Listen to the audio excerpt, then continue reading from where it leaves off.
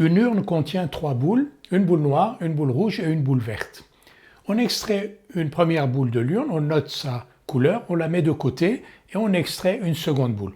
On appelle ça des tirages sans remise. On nous demande de représenter cette situation par un arbre et ensuite de déterminer le nombre de tirages possibles par 2 méthodes. On va commencer déjà par représenter la situation par un arbre. Alors dans un premier temps, le premier tirage, il y a 3 possibilités que l'on peut représenter ici par ces 3 branches de l'arbre. Donc les 3 possibilités sont on tire une boule noire, une boule rouge ou une boule verte.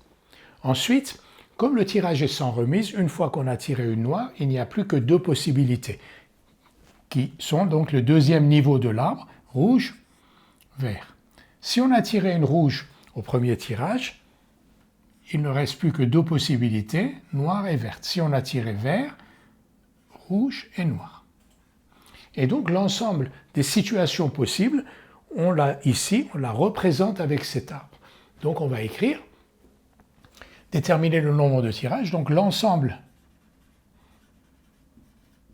grand T des tirages est donné par l'arbre que l'on vient de former, et T est égal à, on va l'écrire, donc N R, N V, R N, R V, on va à la ligne, ensuite V R et V N. Donc l'ensemble des tirages possibles, le voilà. Quel est le cardinal de T? C'est 6. On pourrait dire aussi que c'est 3 fois 2, parce que l'arbre a 2 niveaux. Un premier niveau, il y a 3 embranchements, et ensuite 2 pour chacun. Donc 3 fois 2, 6. Mais on peut aussi bien compter les terminaisons finales, et il y en a 6. Une deuxième méthode maintenant, où on va utiliser des cahuplets. Comment? On va poser C égale l'ensemble des couleurs des boules, donc noire, rouge et verte. Et constater qu'un tirage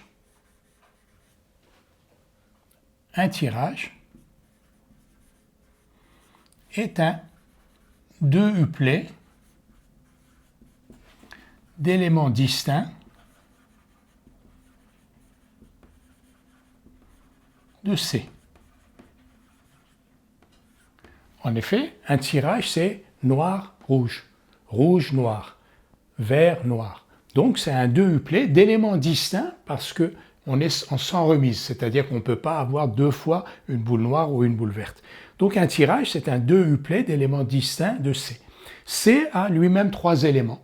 Combien y a-t-il de 2 uplets d'éléments distincts d'un ensemble à 3 éléments? Et on va donc écrire que le nombre de tirages possibles est donc égal, vous vous souvenez de la formule, n fois n-1 fois n-k plus 1, n c'est 3 et k c'est 2. n fois n-1, donc 3 fois n-1 fois n-k plus 1. n-k plus 1, je vais l'écrire ici, donc n c'est 3, k c'est 2, n-k plus 1, c'est donc 3 moins 2 plus 1, c'est donc 4. 3 moins 2 plus 1, c'est 2, pardon. C'est donc 2. Donc, notre multiplication va s'arrêter à 2. n fois n-1 fois n-k plus 1. n-k plus 1, dans notre cas, c'est 2. Donc, le nombre de tirages possibles est égal à 3 fois 2, c'est-à-dire 6. Et on réobtient le résultat de la question précédente qui était obtenue par comptage des terminaisons de l'arbre.